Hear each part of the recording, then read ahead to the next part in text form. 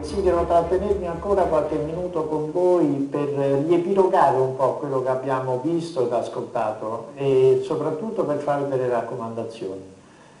Mi raccomando questo specialmente ai ragazzi e anche agli istruttori,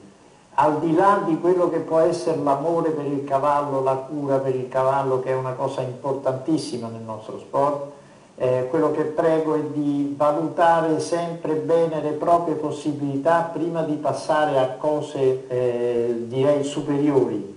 cioè partire da una base di un assetto perfetto, e questo mi rivolgo soprattutto agli istruttori, di un assetto perfetto, che i ragazzi abbiano un assetto forte e giusto, perché solo con un assetto così ben consolidato a cavallo possiamo andare e percorrere una strada sicuri di arrivare alle nostre mete.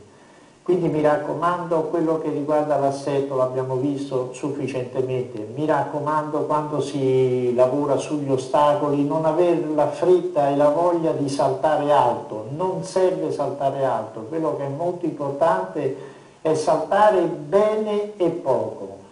Ricordatevi che tutti i più grandi cavalieri sono arrivati alle grosse competizioni, direi anche alle Olimpiadi, ai campionati del mondo, eccetera, non facendo dei salti grossi, perché quello sforzano i cavalli e soprattutto demoralizzano i cavalli.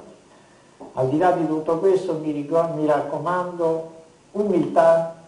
spirito di sacrificio, amore per i cavalli, perché solo con questi presupposti si può arrivare alle mete che vi prefiggete.